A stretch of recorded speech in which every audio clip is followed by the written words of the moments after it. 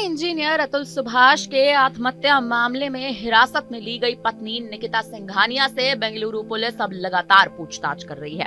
Police पूरे मामले की गोपनीयता को बनाए रखने के लिए लगातार कोशिशें कर रही है।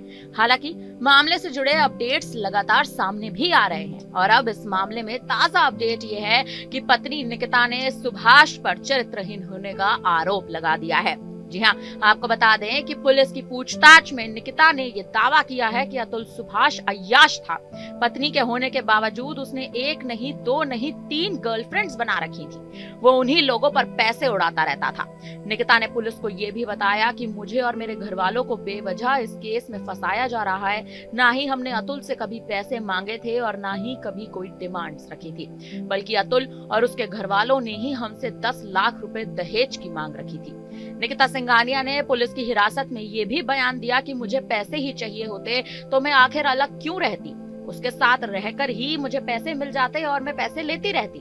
मैं खुद कमाती हूँ, मुझे पैसे की कोई जरूरत ही नहीं है। हमने केवल बच्चे का मेंटेनेंस मांगा था। मैंने फ्लैट खरीदा है, इस कारण मेरी कमाई का बड़ा हिस्सा ईएमआई में जाता है। ऐसे में मेरे बच्चे की देखभाल के लिए पैसे की जरूरत थी। हमने अपने लिए पैसे कभी नहीं मांगे। ये सारे आरोप झूठे हैं। ये कहना है अतुल सुभाष की पत्नी निकिता सिंघानिया का, जो इस वक्त पुलिस हिरासत में है और पुलिस लगातार उनसे तमाम तरह की बातें जानने की कोशिश कर रही है और केस से जुड़े तमाम अपडेट्स जो हैं वो भी लगातार सामने आ रहे हैं। गौरतलब है कि सॉफ्टवेयर इंजीनियर अतुल सुभाष 9 दिसंबर 2024 को अपने घर में मृत पाए गए थे। आत्महत्या करने से पहले अतुल सुभाष ने एक वीडियो भी जारी किया था और इसी के साथ ही 24 पन्नों का सुसाइड नोट भी अपने पीछे छोड़ दिया था। अतुल के आखिरी वीडियो ने पूरे देश को झंझोड़ रख दिया है। आखिरकार अतुल सुभाष के माता पिता भी सुप्रीम कोर्ट का दरवाजा खटखटा चुके हैं और अब ये मामला कहीं ना कहीं अतुल सुभाष से लेकर निकिता सिंघानिया की गिरफ्तारी तक आकर टिक चुका है।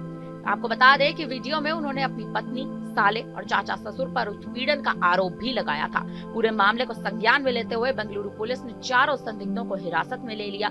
अब उनसे पूछताछ तो की ही जा रही है, लेकिन इसी के साथ साथ सुसाइड केस में आखिर और कौन आरोपी शामिल हैं, उन पर भी पुलिस के निशाने साधे हुए हैं। आपको बता दें कि सुसाइड केस में आरोपित पत्नी निकिता सिंघानिया को गुरुग्राम, उनकी मां निशा और भाई अनुराग को प्रयागराज से हिरासत में लिया गया है। तीनों को आत्महत्या के लिए उकसाने के मामले में हिरासत में लिया गया था। तीनों आरोपियों को कोर्ट में पेश करके न्यायिक हिरासत में भेज दिया गया है।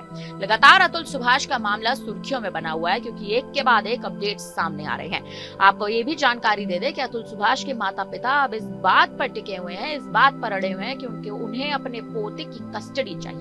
यानी अतुल सुभाष का बेटा व्योम इस वक्त गायब है और अभी तक भी उसको लेकर कोई भी खास अपडेट्स सामने नहीं आ रहे हैं। हालांकि निकिता सिंघानिया ने हाल ही में ये कह दिया था कि उनका बेटा व्योम सिंघानिया अपने किसी रिश्तेदार के घर है और वहां उसकी पूरे तरह से देखभाल की जा रही है। लेकिन अब क्या उस बेटे की कस्टडी अतुल सुभाष के माता पिता को मिलेगी या फिर अब इस मामले में और भी कोई संगीन मोड़ देखने बाकी है?